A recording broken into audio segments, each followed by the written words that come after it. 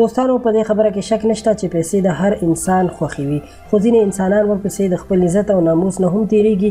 دوی په دې نه پوهیږي چې د پیسو نه زیات خپل عزت او ناموس ضروری دی. نن چې تاسو سره کومه واقعه شریکوم دا ډیره دردونکې واقعه ده چې څنګه به یو پلار په خپل لور باندې بدکاري کوله. سړي به یې ورته راوستل او بیا به یې هغه سړي بلیک میل کول، یعنې په مختلفو طریقو به یې ترې نه پیسې وهلې.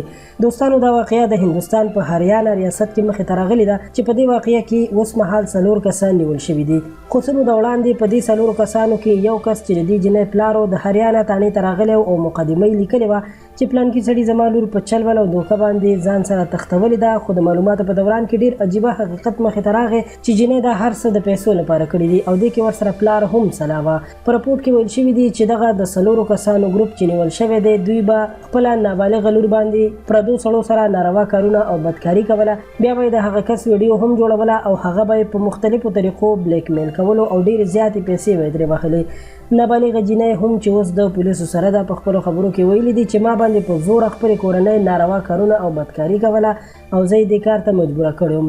د هریانه ریاست ډي اس پي راج کمار خپلو خبرو کې ویلي دي چې په 15 جون 2020 کال کې یو مقدمه درج شوې وه چې پکې ویل شوي د واده په نیت باندې زما لور تختول شوې ده او دوکه ورکړل شوې ده. خو چې کله د واقعې تفتیش شروع شو نو معلومه شوه چې دې هر څه کې ورسره د خپل پلار او کورنۍ لاس دی چې په جنۍ به یې ناروا کارونه کول، نو ځکه دغسې حالت سره مخامخ شوه. پولیس اوس مهال د جنۍ تر او پلار ګرفتار کړي دي او جیل کې ورته جسماني سزا ورکول شوې ده. ویل کېږي چې ډېر ژر به د نورو معلوماتو نه وروسته فیصله وشي او دوی ته به سزا ورکړل شي.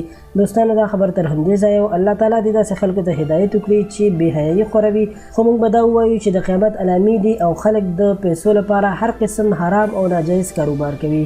امید لرم چې ویډیو به مو خوښه شوې وي. در سره لایک کړئ او پښتو پوسټ چینل هم سبسکرایب کړئ. ډیره مننه.